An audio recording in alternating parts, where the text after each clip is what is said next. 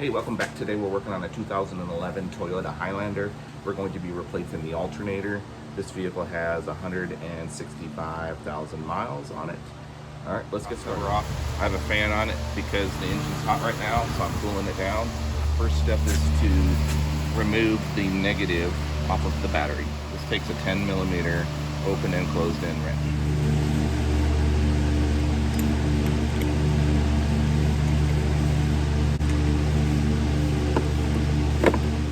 The alternator is located right there. You can see this power cable going to it. We will tackle this and you will be coming along for the ride with me. So first things first, I will be removing this top cover here and remove the fan shroud. So that's what we will do right now. We're going to start by removing the fan shroud here.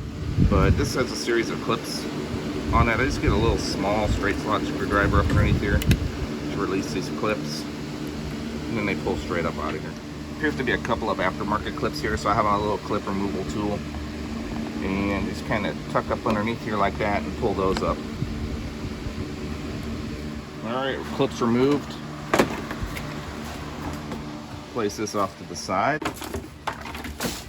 All your clips off to the side where you can find them later. Now we're going to take this air intake off, and looks like 10mm.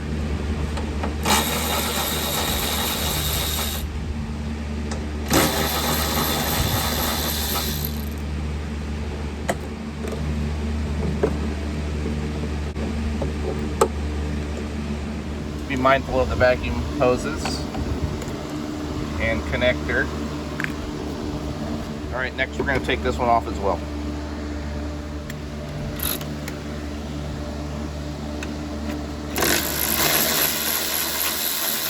So for this one right here, it looks like the battery has to come out because there's a piece of hardware underneath the battery. So let's go ahead and remove this battery. 10mm for these as well.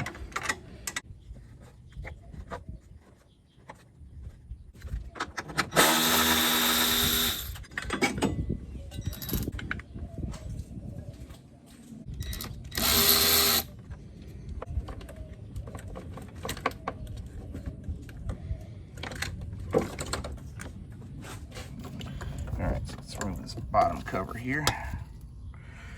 And there's that last screw.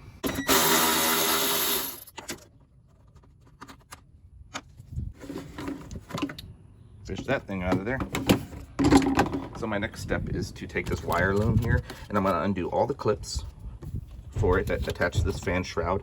I'm going to remove this bracket and flip it upwards. And any of the hardware or connectors or anything, I'm going to go ahead and disconnect in preparation for the removal of this fan shroud.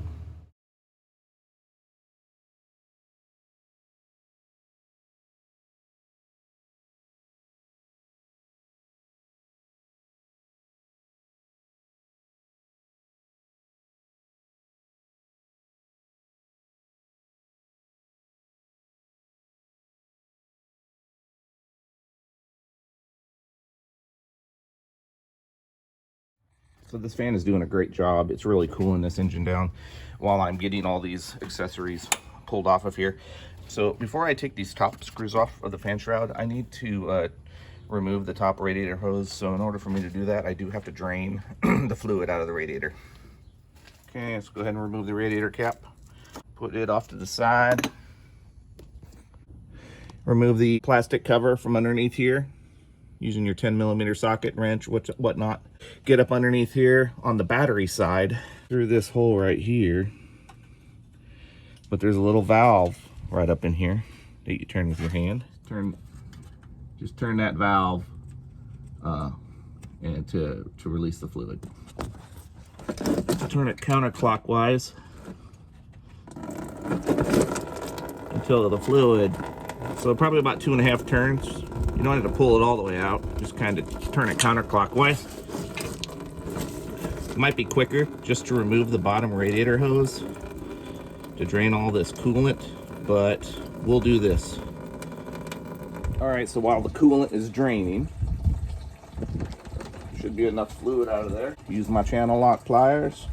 Take this clip right here off of the top radiator hose, and we'll just disconnect our radiator hose up here on top.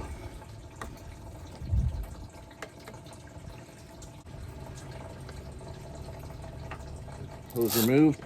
Now with the fluid still draining, I'm going to go ahead and take this top fan shroud out.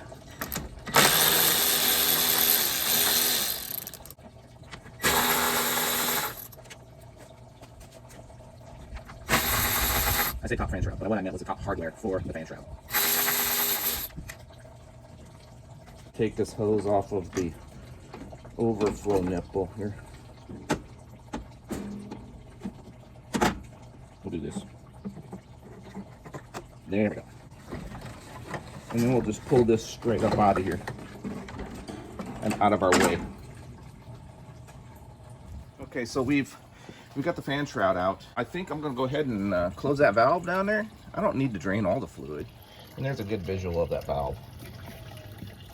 We'll just tighten that up. We don't need to drain all the fluid.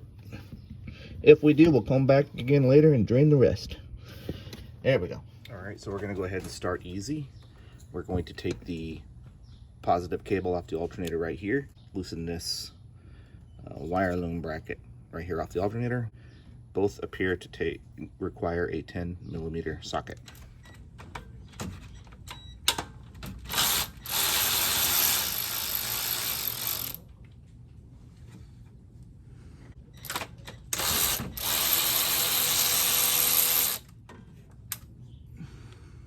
All right, remove the connector from the alternator. All right, so we're gonna take the serpentine belt off now. There's a tool that you can use to release this tensioner, but I'm just gonna go ahead and double up my wrenches here. 14mm closed-end wrench. Pull towards the firewall to loosen up that belt. Let's give it a shot. Phone was in my way, so I will do this.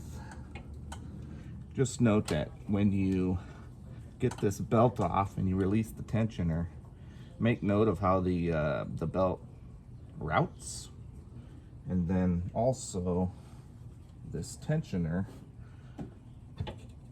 will release a little bit farther down because it doesn't have the pressure of the belt.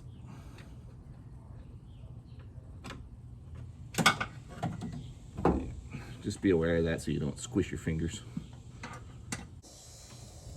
So it looks like this idler pulley right here needs to come off. So it's not too difficult to remove. Get your 14mm socket. And let's go ahead and pull this idler pulley off.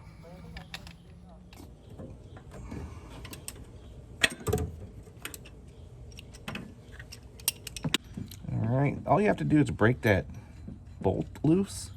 Do the rest of it by hand. All right, we'll go ahead and place this off to the side. So with that, there is actually a spacer behind that idler pulley. Make sure you don't lose that. You're going along for the ride with me here, and this is where we say to ourselves, let's work smarter and not harder. Unclip this hose and remove this thermostat housing. I mean, we've already drained most of the coolant out of the system, so let's just take this top hose off. Well, it's top up here, but it's actually your bottom radiator hose. We're not going to take it off of the radiator. We're just going to take it off of this thermostat housing.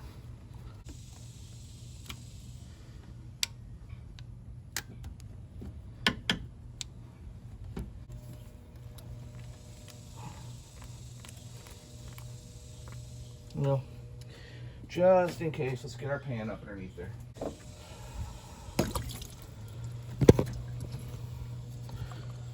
Little bit of fluid, not too bad. All right, so for the thermostat housing, get yourself a 12-inch extension, 3/8 inch, with a 10mm socket on the end of it, and we'll get on that upper right, approximately the 2 o'clock position, and let's get that one off. So it is a nut. When you're loosening it up, get your fingers up underneath there to catch the nut, because it will fall. And it fell on my fingers, and I was able to do an easy recovery. Now there appears to be an easier one down there, roughly 7 o'clock position. So we'll go ahead and take that one off. Hopefully there's only 2, but we'll find out. And sure enough, there were only 2. Sitting just like that. The seal is taken care of by the actual thermostat itself. I know that this thermostat is less than 2 years old, so we will not replace it. If yours is original, or if you're questioning it, now's a good time to change your thermostat. Okay, so now we've introduced a little bit of coolant on our pulleys, which is just fantastic. We'll make sure we clean those up before we put the belt back on. Now we have good visibility and access to the bolt, at least the bolt on this side of the alternator. Let's get cracking. All right, now let's get that darn bolt out of there. Oh, not too bad, not too bad. Pretty easy. All right, finger loose. Not finger licking good, but finger loose. Well, no, spoke too soon. All right, and pull that bolt out of there and put her off to the side. Since we're over here, we're gonna go ahead and get this top one done as well. So I've got this longer 3/8 inch ratchet. It's pretty nice, especially when you need the leverage.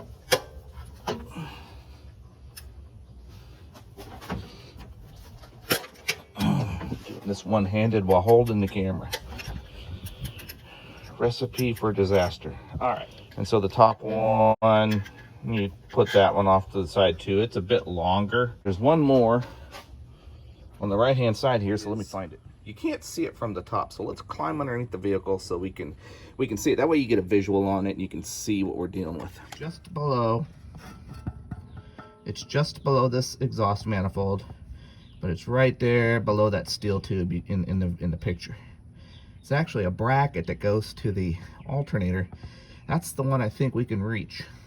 I could feel it with my fingers from the top. Appears to be either a 14 millimeter socket or a 12 millimeter socket. We'll start with 14. Let's get at it. Oh, that tube that we were looking at was the dipstick tube. Okay, so it's just to the left of the dipstick tube, coming in from the top. Okay, so I've got a shorter extension. Let me see if this helps me out a bit. All right, let me come in from the bottom, see if that helps. Okay, got her on there. Yeah, okay, 6-inch extension. That's how she goes in, just to the left of the dipstick tube, just to the right of the AC compressor line. Straight back.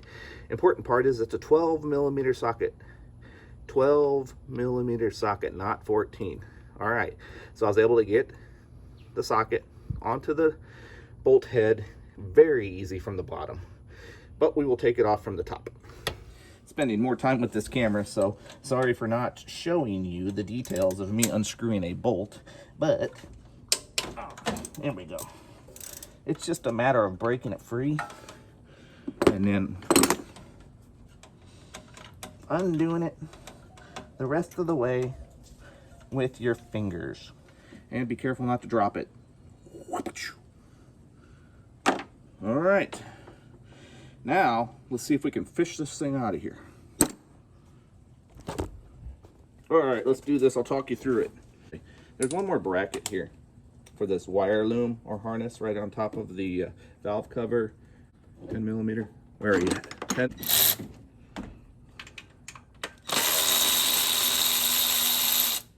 I know it's going to be in my way, so I'm just going to take it off right now. Let's get my hands on this alternator here. I got some movement. Be real careful because I don't know if there are any wire harnesses that are still connected back here. So, a little pry bar. Kind of help me out just a little bit.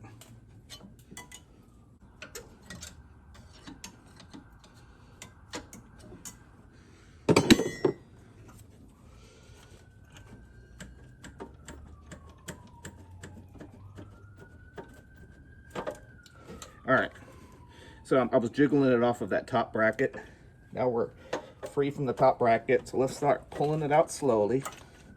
Okay, so there's that harness. There's a harness that routes right underneath the right-hand side of this alternator. On that back bracket, that harness clips to it. I'll have my left hand on it right now. All right, let's take a look at this harness here. See that harness right there just to the right of the alternator? It's secured to the bottom of that bracket. So we'll just unclip it This is one of those little clippies on that metal bracket. Okay, we have that clip off. I just took a little straight slot screwdriver up underneath here and I just kind of unlatched it and pushed it down. Now, let's get this alternator out of here.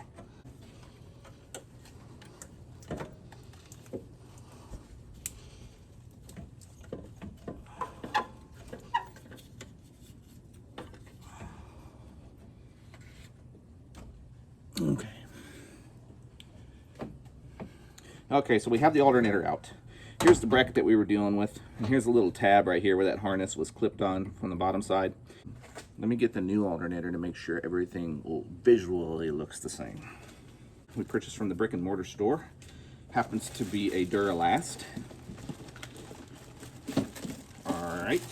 I will put a link below the description of this video with parts and tools that we use for convenience. Alright, so everything appears to be correct dimensionally and placement of brackets, hardware, connectors, and so forth. 12mm socket. I promise I am only doing this to loosen it. And there we go. I just loosened it with my impact is all. Saved myself a little bit of time. All right, out with the old, in with the new.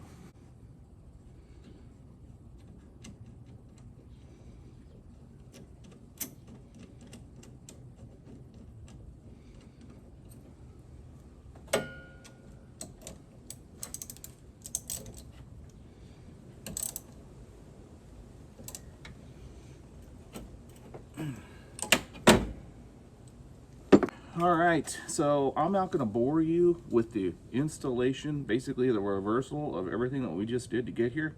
I will circle back around once I have the alternator installed and I'm ready to put fluid, coolant back in the radiator. See you in a second. So in case you're wondering how I'm putting those bolts that were really hard to get out and those nuts, how am I starting them without dropping them? Well, I put a piece of paper towel behind the head of the bolt and or nut, and it holds it and keeps it from falling all over the place. All right, it's time for us to add some coolant. I have everything put back together. Batteries in, belt is on, alternator is in, vacuum line's hooked up, harness is routed. All right, so what I'm doing right now is I have a 6mm hex key. There's a little bleeder right here. Just unscrew the bleeder. Put it off. I'm going to put it off to the side where you don't lose it. Take my radiator cap back off. All right, we're going to add some fluid. All right, so I have my fresh antifreeze. It's already mixed 50-50, specifically for Asian vehicles. It's from Peak, and it's red in color or pink in color like the coolant that's already in there. So we're good to go. Just make sure you don't mix the different types of fluids. I've already peeled the cap off of here, cleaned my funnel. Now I'm going to go ahead and start adding some coolant. Slowly.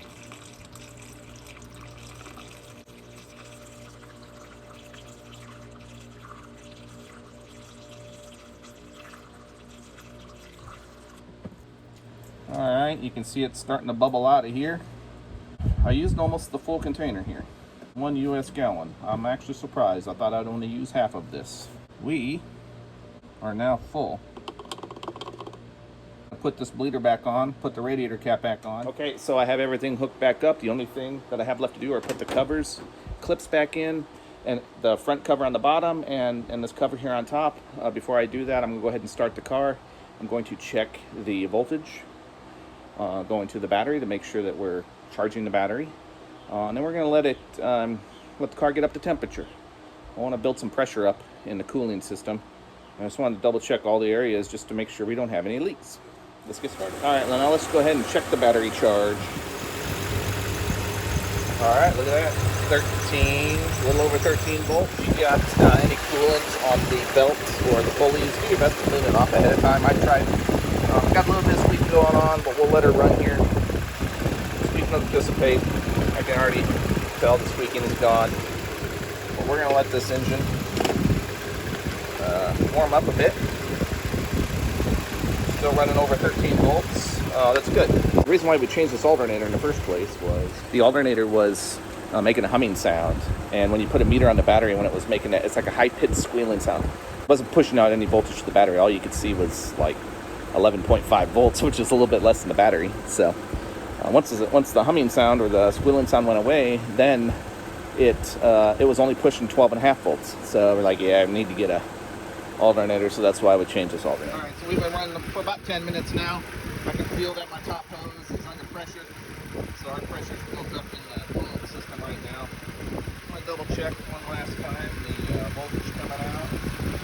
Yep, over 13 volts, 13.23 volts. So I'm happy with that.